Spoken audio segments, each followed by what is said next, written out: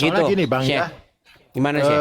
ini cerita yang mungkin dari zaman saya masih kecil tentang benteng Zulkarnain itu ya, versi di dalam Al-Kahfi itu ya.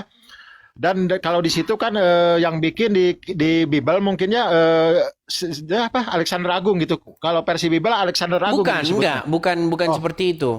Itu sebenarnya dari tafsir-tafsir kemudian diambil oleh Al-Qur'an. hmm. Mungkin itu dari ajaran Yahudi atau dari ajaran ke sini itu tentang Alexander Iya, Agung Gog itu. dan Magog itu hanya ada di dalam Bible, di dalam kitab Perjanjian Lama dan Perjanjian Baru. Oh, perjanjian lama ta.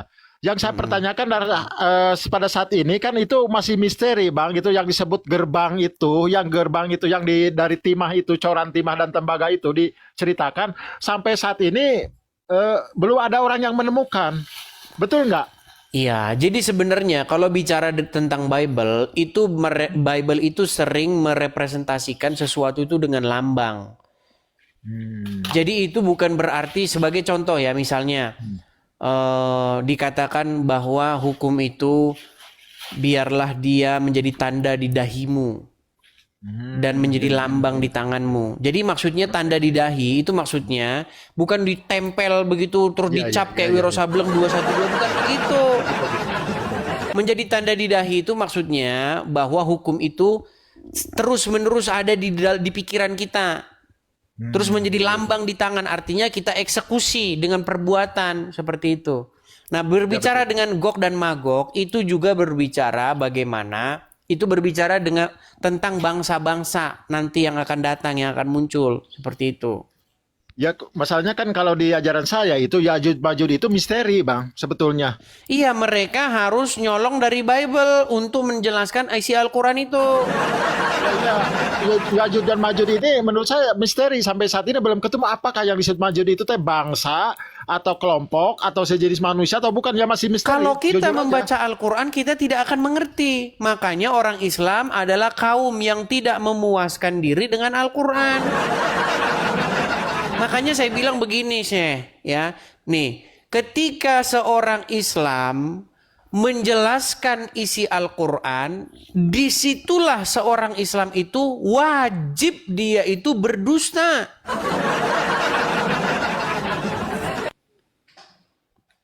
Iya, dia harus berdusta untuk mengatakan sesuatu tentang Al-Quran. Kalau tidak berdusta, seorang muslim akan mengakui bahwa Al-Quran kitab yang nggak jelas.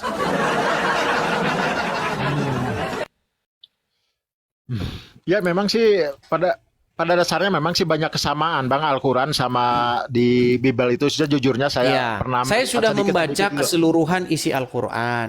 Ya Saya juga pasti. sudah membaca keseluruhan isi Bible. Apa kesimpulan saya? Kesimpulan saya adalah Al-Quran adalah kitab yang ingin menulis ulang apa yang ada di dalam Bible, tetapi Al-Quran menuliskannya secara singkat, padat, dan gak jelas. Iya kan kata dalam Quran kan ada kata-kata begini dan membenarkan kitab-kitab sebelumnya itu gitu. Iya, tetapi Betul kan Bang? sayangnya ketika umat muslim ditanya, mana kitab-kitab sebelumnya yang dibenarkan itu? Orang Islam tidak mampu menjawab. Makanya sekarang ini ada sesuatu yang lagi viral namanya Islamic Dilemma. Apa itu Islamic Dilemma? Teori Islamic Dilemma itu muncul belakangan ini ya. Itu adalah sebuah teori di mana Al-Quran itu sebagai buku yang sangat membingungkan. Kenapa? Karena Al-Quran memerintahkan untuk beriman kepada kitab Injil, tetapi Injil yang Quran menyuruh beriman kepadanya nggak ditemukan.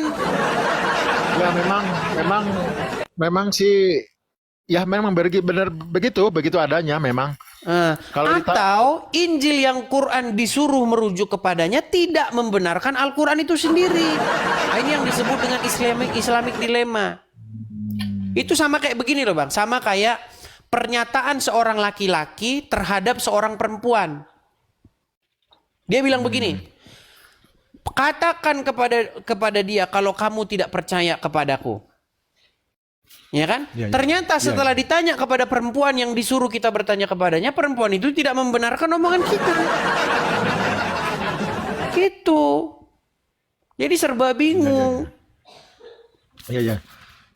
Memang sih ya saya juga kan tidak mungkiri Bang ya kalau dalam tafsir-tafsir itu memang banyak sih yang ngambil dari yang lain juga seperti dalam tafsir Tobari. Mungkin Abang udah baca tafsir Tobari mungkin Ya, sudahlah pasti. Tafsir Tobari, Ibnu Ishaq, Jalalain, Ibnu Katsir, itu sudah saya Ibnu baca Ishaq, semua. Ibnu Ishaq udah Ibn Ibn Ishaq. Ibn Ishaq itu sirah dia, buku sirah Ya atau Sirah buku Nabawiyah itu. riwayat tentang Ya, ya. biografi Muhammad. Ya betul tarikh Islam kalau saya sebutnya tarikh Islam itu Sirah Iya. Nabawiyah sekarang ya. Itu kan Dan memang sih Bang isinya Sidi. kita harus akui bahwa orang Muslim tidak bisa memahami Al-Quran kalau orang Muslim nggak ngintip kitabnya orang Kristen. Saya kasih contoh bang, contoh yang paling sederhana nih. Saya kasih contoh yang paling sederhana. Ini temanya kita ini ya nih. Bentar. Menurut Al-Quran, Yusuf itu Nabi Yusuf ya, Yusuf dalam Ya, Al-Quran. Itu kan punya adik. iya. Siapa adiknya namanya? Yang saya tahu yang adik bungsu Benyamin. Dapat dari mana? Dapat dari itu kalau nggak salah dari Bible itu. Yang saya tahu seperti Dari Bible. Makanya saya bilang, wahai kaum muslimin, kalau kamu mengatakan Bible palsu, kenapa kamu colong isinya? Kalau dibilang, kapan saya nyolong? Pasti kan muslim bilang begitu. Nyolongnya kapan? Kenapa kalian mengatakan adik Yusuf namanya Binyamin? Dapat dari mana? ya betul memang. Ya pasti dari nyolong isi Bible. Sebab kan memang sih kalau di Quran nggak ada yang menjelaskan siapa saudara-saudaranya. Ya ngambilnya kan dari hadis itu. Pernah Seperti ada sebuah podcast yang terjadi antara Richard Lee dengan Don Ditan.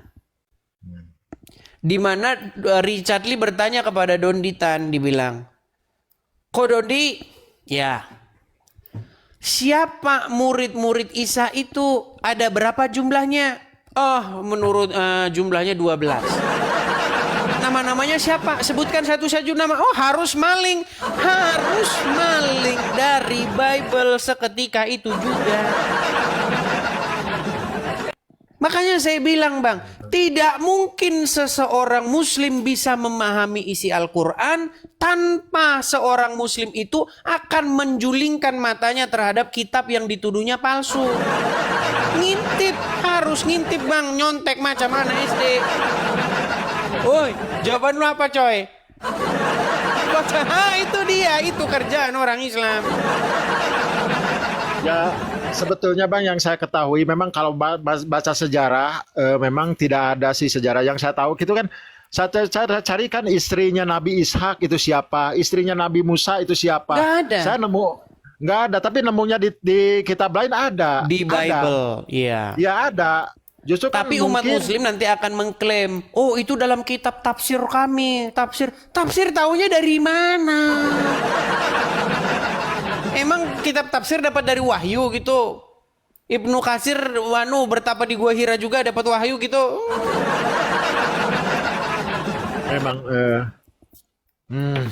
Gini sih yang menjadi masalah kita itu sekarang itu masalah kejujuran dan kemunafikan. Gini, kalau umat muslim ditanya, dari mana umat muslim tahu nama adik Yusuf itu Binyamin, murid-murid Isa itu Hawarion itu jumlahnya 12, nama-namanya ini.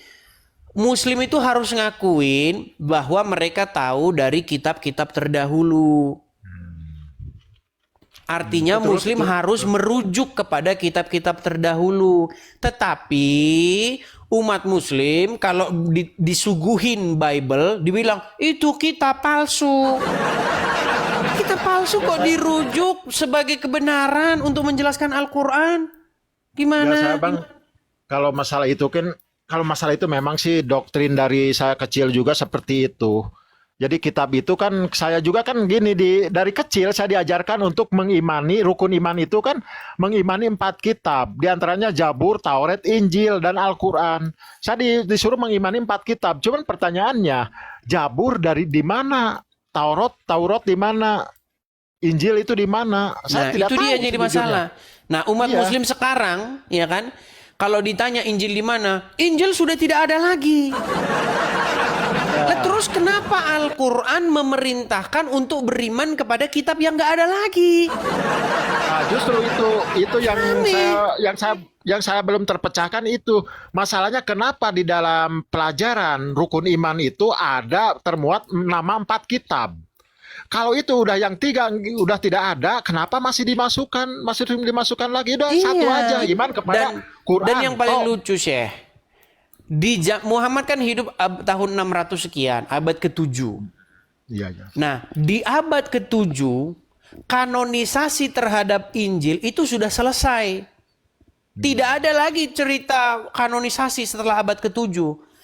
Bayangkan, di abad Muhammad hidup abad ke-7, ada ayat yang mengatakan, hendaknya orang-orang yang kepadanya diberikan Injil memutuskan perkara berdasarkan apa yang tertulis di dalamnya. Betul? Ya, betul. Bagaimana mungkin umatnya disuruh memutuskan perkara berdasarkan Injil di abad ke-7, tapi Injilnya kagak ada?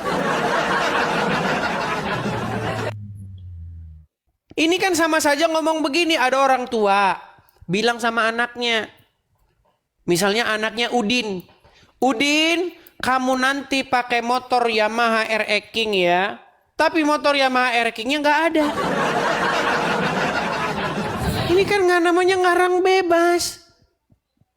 Sama seperti pernyataan Al-Quran. Orang-orang yang diturunkan Injil kepadanya hendaknya memutuskan perkara berdasarkan apa yang tertulis di dalamnya. Tapi kitabnya itu tidak ada lagi. Ya, betul. Gitu, Bang. Makanya berat itu.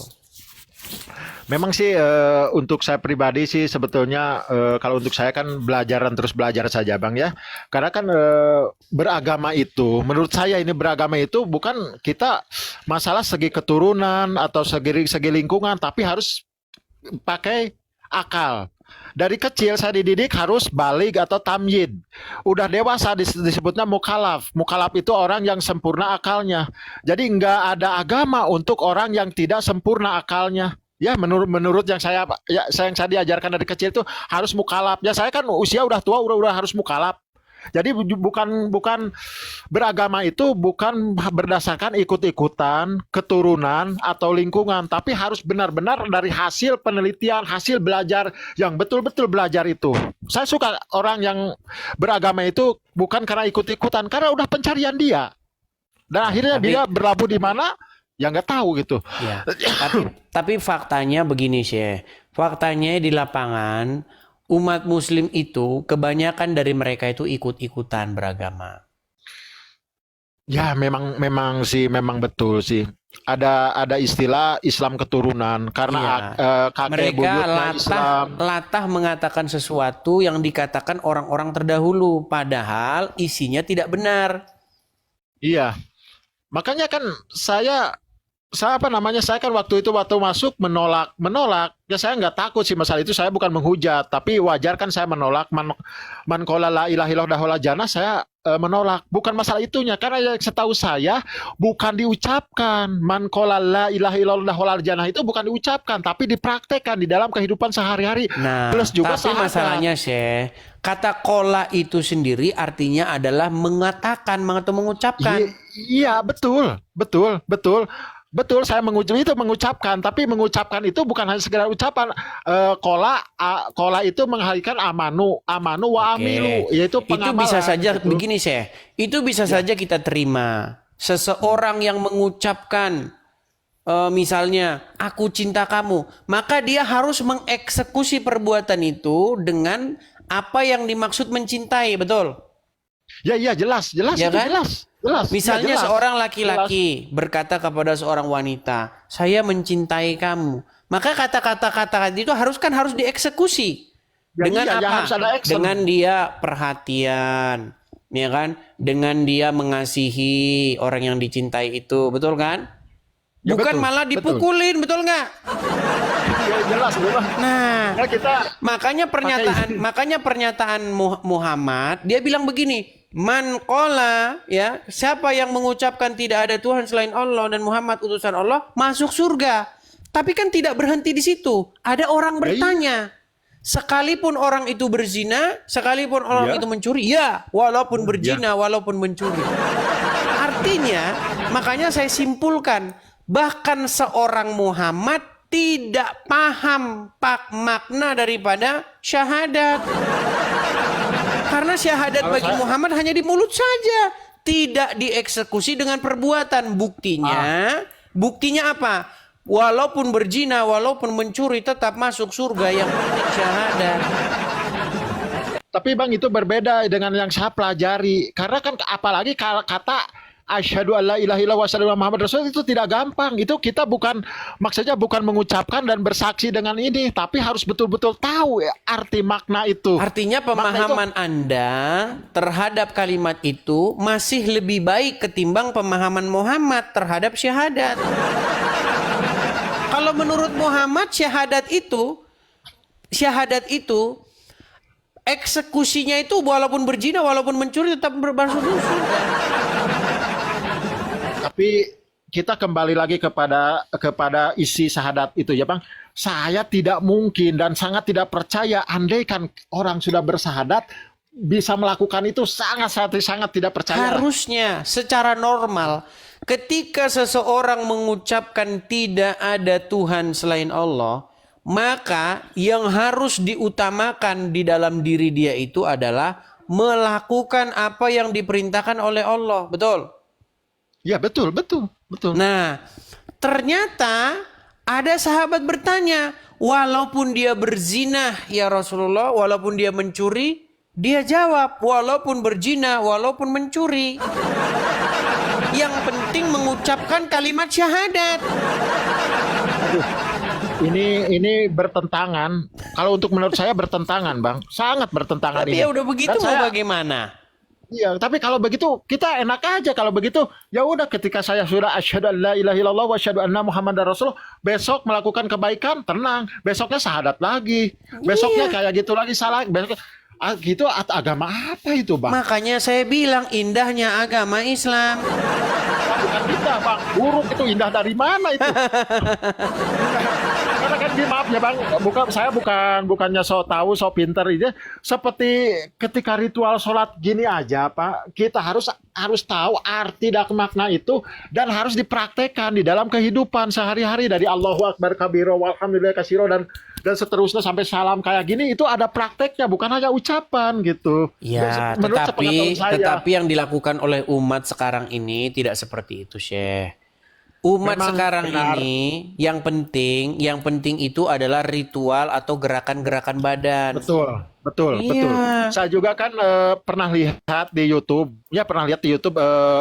Ustadz Abdul titik-titik ditanya sama jamaahnya, Pak Ustadz, kalau saya tidak mengerti arti bacaan sholat itu gimana? Ya tidak apa-apa. Sholat aja, tidak apa-apa, tidak wajib mengerti. Nah, di sini saya menolak, kok kayak gitu, pembodohan. Terus kita mengucapkan tidak tahu artinya, orang apa? Seperti ya nggak ngerti lah. Contohnya Seperti gini, robot. ya seperti saya mengucapkan kalau gini, Alhamdulillahirabbil alamin. Apa artinya? Nggak tahu lah. Ya, makanya dulu zaman saya masih kecil, saya itu punya teman. Teman saya itu punya boneka yang diputar-putar itu, tahu kan? Iya. Nah, ketika boneka itu diputar-putar, dia melakukan sesuatu. Kayak gitu, dia nggak tahu dia itu ngapain. Iya. Yang penting dia sesuai dengan apa yang disettingkan kepada dia untuk berbuat seperti itu. Ya, jadi kan ini maaf ya, jadi kan saya juga jadi bahan bulian lah, termasuk abang juga membuli kan, itu viral di TikTok itu nyanyian abang itu AIO. Itu Makanya saya bilang, Bang, kan sudah saya pernah bilang, ketika Anda mengucapkan sesuatu, tetapi Anda tidak mengerti apa yang Anda ucapkan, itu sama seperti Anda bernyanyi tadi itu. Ditanya apa itu artinya? Amin. Saya juga kan jujur aja Bang ya, saya juga bukan sok pinter, saya juga suka diskusi. Marilah kita belajar lagi apa yang kita praktekkan ritual itu dari kayak gininya, dari sampai bacaannya haruslah dipelajari supaya lebih mengerti dan lebih berkualitas. Karena gini Bang, maaf ya bukan saya sok pinter jadi muslim. Ketika kayak gini-gini doang tanpa tahu arti maknanya jatuhnya kemana? Fawailul lil musholin. Neraka Orang-orang yang sholat seperti mabuk. Ya, satu itu. Ya, kedua kan jangan engkau mendekati kepada sholat sehingga kamu sedang mabuk. Ya, di situ ada dua yang saya temukannya dari Ar-Ra'aita Al-Maun ayat 4, fawailul lil musholin, celakalah orang yang sholat. Orang-orang yang sholat. Harusnya kan umat Islam itu protes bertanya, kenapa saya sholat tapi kok saya bisa celaka? Nah, harusnya itu yang jadi ya dipertanyakan gitu, jangan terus aja ritual dia. Karena kan dengan gerakan yang kayak gini, dengan bacaan misalnya sudah belum masuk kategori penyembahan kalau buat saya itu. Kalau ini untuk kepercayaan saya tetap harus ada istilahnya apa? Actionnya gitu. Kita sholat actionnya gimana? Ya, Kalau kata Rizal nggak usah. Yang penting begini-begini masuk surga. Betul Rizal?